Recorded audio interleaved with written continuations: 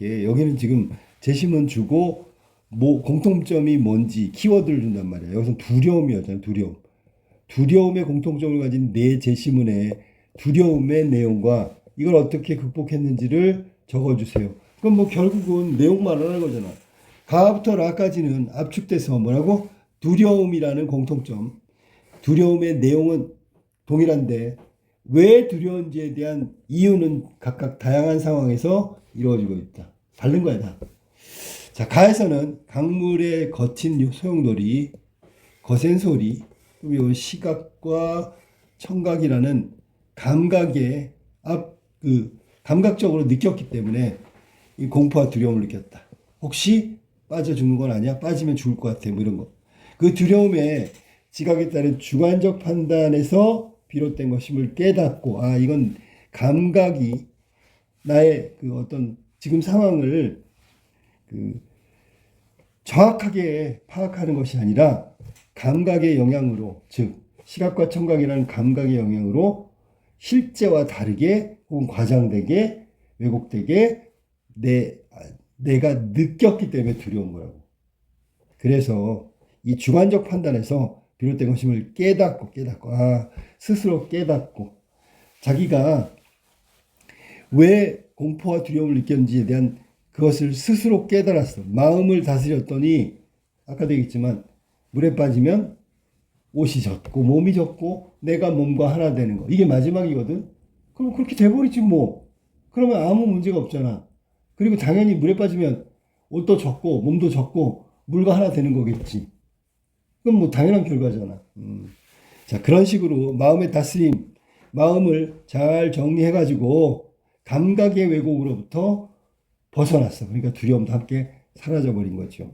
자, 그 다음 나에서 나는 미안하다.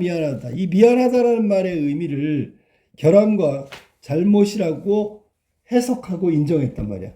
그러니까 미안합니다 그러면 나는 결함이 있어요. 미안합니다. 나는 잘못했어요. 이런 의미니까 하기가 사실은 두려운 건 마지막이고 하기가 불편하겠지. 그런 의미를 갖고 있다고 하면서 내가 잘못했어요. 내가 부족해요. 내가 결함이 있어요. 이렇게 얘기하는 것이 스스로가 용납하기 힘든 그런 용어라고 생각하면 돼. 그래서 인정하는 것으로 이렇게 해석했단 말이야. 그렇게 생각했단 말이야. 그러니까, 남한테 잘못했다고 얘기하는 거, 나 부족하다고 얘기하는 거, 나 스스로 뭔가 문제가 있다는 얘기를 하는 게 두려웠다.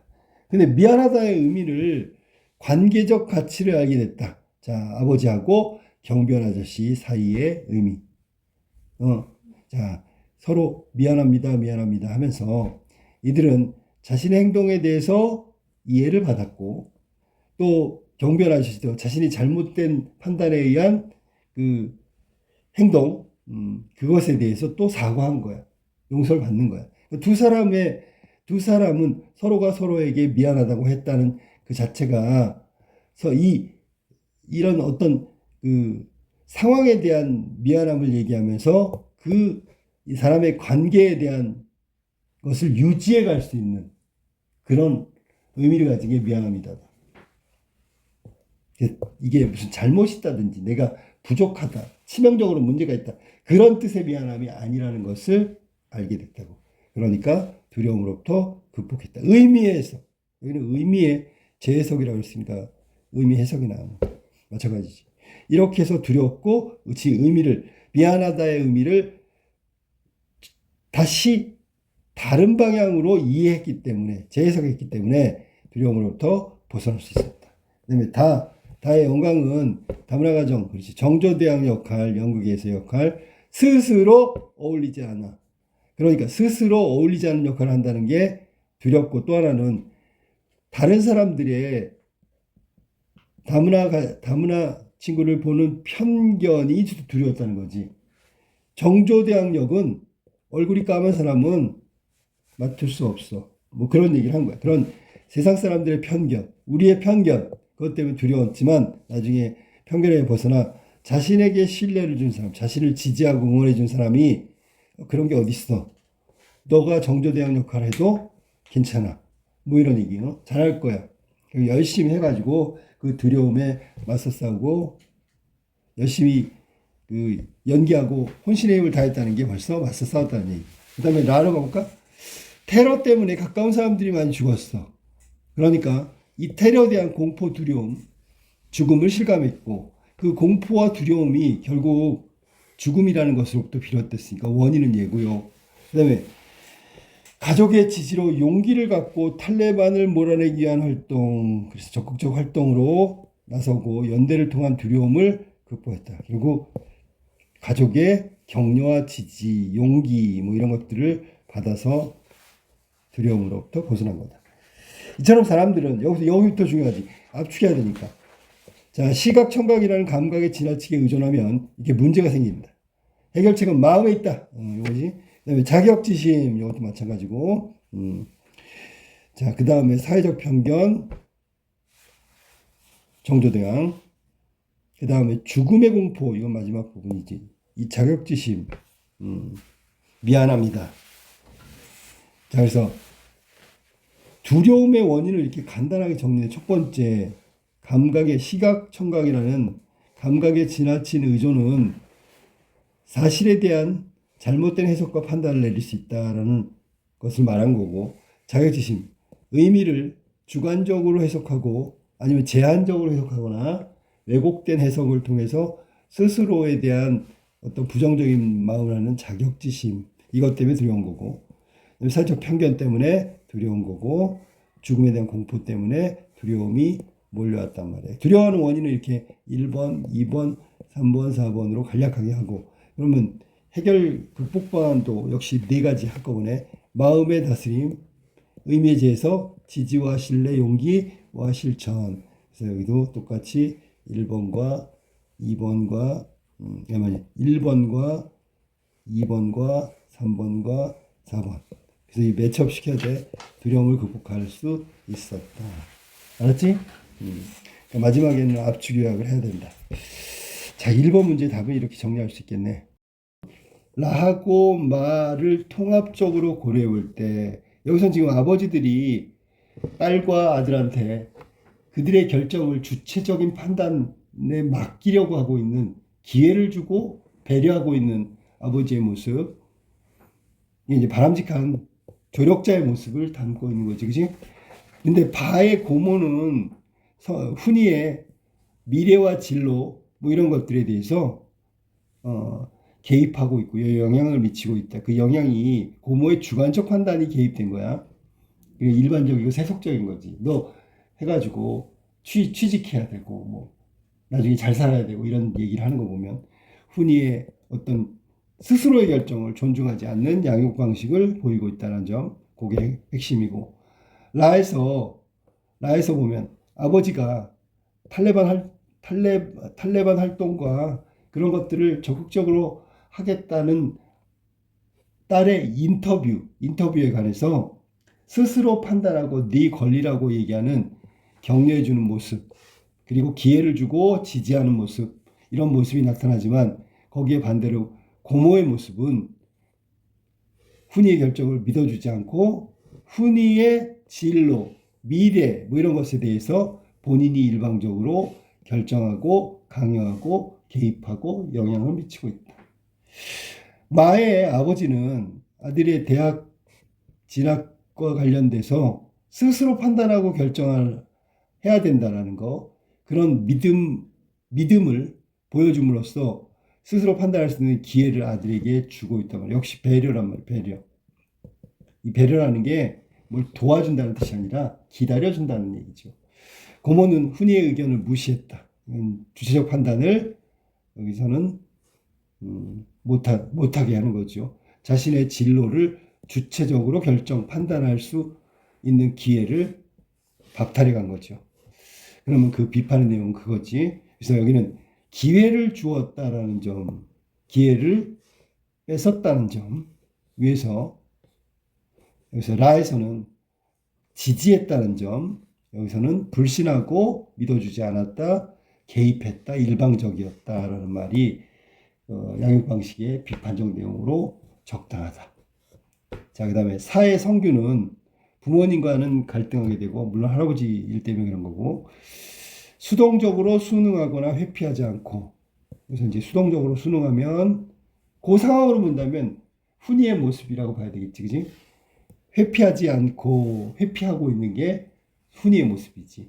논리적으로 명확하게 할아버지에 관련된 할아버지를 초청할 만큼 적극적으로 할아버지를 믿고 할아버지를 지지하는, 즉 자신의 부모님과는 대척점에 서서 갈등하지만 자신의 신념과 판단에 대해서 적극적으로 명확하게 표현하고 있다는 점.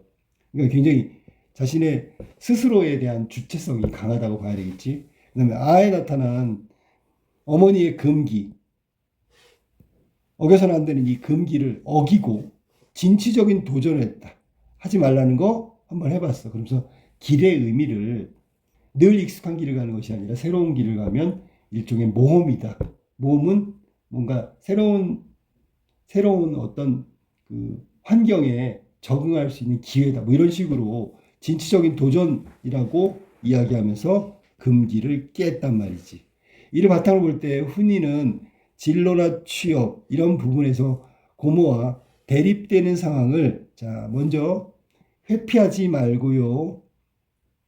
자신의 의견을 적극적으로 표명하고 이게 주체성이란 말이야. 누구처럼? 성규처럼.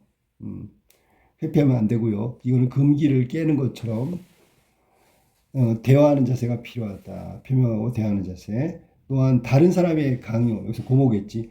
수동적으로 따르지 말고 다 나왔던 거 지금 수동적이다. 회피한다. 적극적으로 표현하지 않는다. 뭐 이런 부분. 갈등을 피한다. 뭐 이런 거. 자신에 따라 새로운 도전. 이건 아까 얘기했던 금기를 깨는 거죠. 새로운 길을 가는 거죠. 다 그 안에 있는 거예요. 그런 자세가 필요하고 그런 제자들을 갖추었을 때 훌륭한 주체적 결정 판단이라고 볼 수 있다. 이게 그 통합적으로 나하고 말을 가지고 고모에 대한 양육 방식에 대한 비판, 그 다음에 성교하고 금기를 깬 나를 통해서 배워야 되는 점, 누가 훈이가 배워야 되는 점을 정리한 거야. 이 뒷부분의 내용이 지금 앞부분의 내용하고 연결된다는 거 알지? 앞부분의 내용은 디테일하게 자세하지만 역시 1번과 더불어 동일한 건 뒷부분에서 전체적인 요약이나 이게 서머리 비슷한 느낌의 글이 나와주면 좋은 점수를 주겠다라는 학교 측의 예시답안이야. 그래서 앞에는 디테일하게 풀고요. 뒤에 가서는 그 앞에서 훈이에게 긍정적 역할을 영향을 미칠 수 있는 주체적 판단과 관련된 내용들을 조금씩 집어넣는 게 좋겠지. 자, 여기 진로나 취업에 관해서 대립되는 상황이야. 이건 성규가 자기 부모님하고 대립되는 상황이야. 그때 어떻게 했어? 회피하지 않았지. 성규가 성규처럼 하라는 얘기야. 적극적으로 표현했죠. 밝히라고 얘기했지. 그다음에 다른 사람의 강요는 수동적으로 따르지 말고요.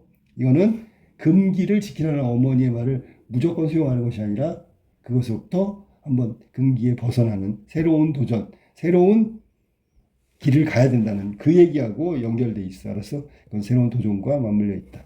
그래서 해답은 성교하고 금기를 깬 나의 긍정적인 부분이 훈이한테 영향을 미쳐야 한다. 그래서 훈이가 그렇게 달라지면 바람직한 삶의 자세로 달라진다고 보는 거지.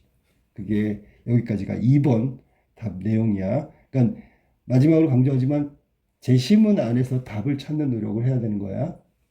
새롭게 내가 생각해내는 게 아니야. 그러니까 그 안에 있는 내용들을 어떠한 행동과 내용이 의미하는 것을 좀 뭐랄까 직관적으로 다른 용어, 확실한 용어로 압축해서 표현하는 거, 그런 부분이 좋은 답으로 갈 수 있는 방법일 것 같아.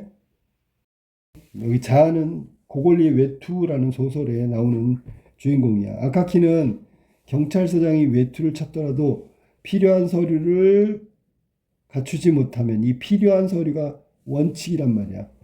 방치될 수 있다.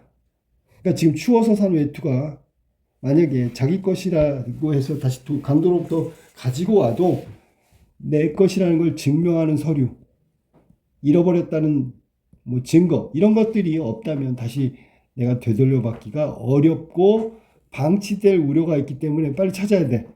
그래가지고 고위층을 찾아가게 된단 말이야.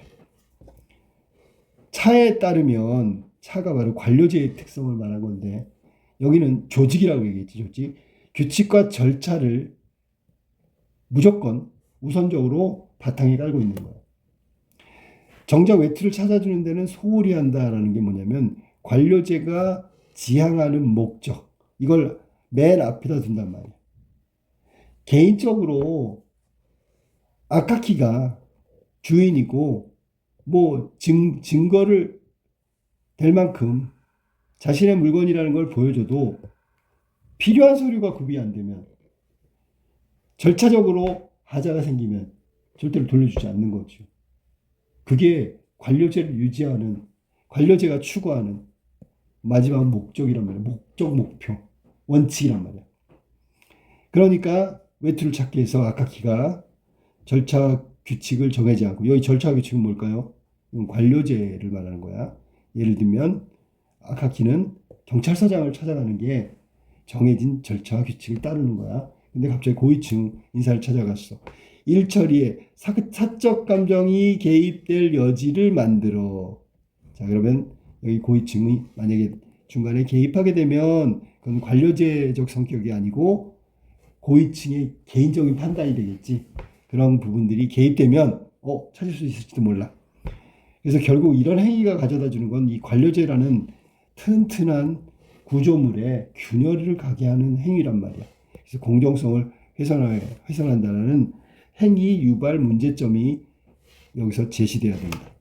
그리고 카를 고려할 때 자, 카에서는 공자님 얘기한 거, 덕치, 백성을 감화시키는 거, 덕과 예로 대하는 거, 폭력적이고 고압적인 태도는 지양하고 백성 스스로 부끄러움을 느끼게 하는 거, 뭐 그런 것들이 권력자가 지녀야 되는 덕성이고 조건이란 말이야. 그럼 거기에 대해 나온 권력자는 공자님의 권력자는 여기서는 고위층이고 고위층이 가져야 되는 태도는 공자님이 말한 권력자의 태도하고 거기서 그 해답을 찾아야 되는 거겠지, 그지?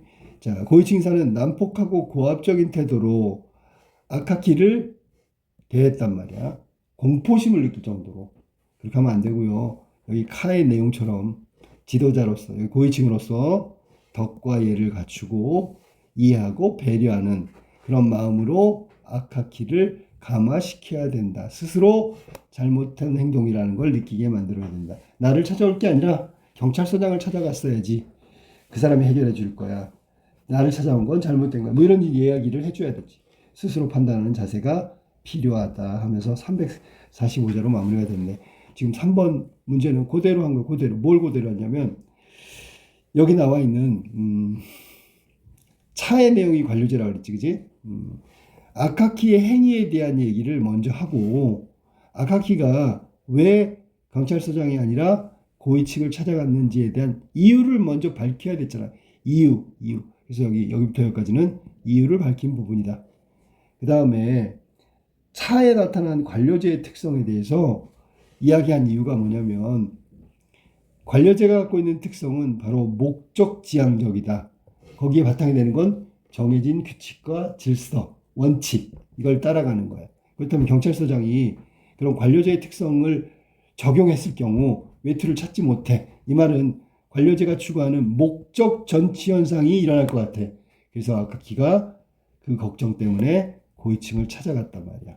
여기서는 찾아갔고 그 다음에 고위층을 찾아가면 일어날 일이 뭐라고? 자, 고위층이 판단으로 외투를 돌려받는다면 그건 사적 감정이 개입된 거고 그거를 일으키려고 간 거야. 관료제 하에서 돌려받을 수 있는 방법은 없다고 판단한 거야. 그러니까 고위층을 찾아가서 고위층의 힘을 빌리려고 했던 거지.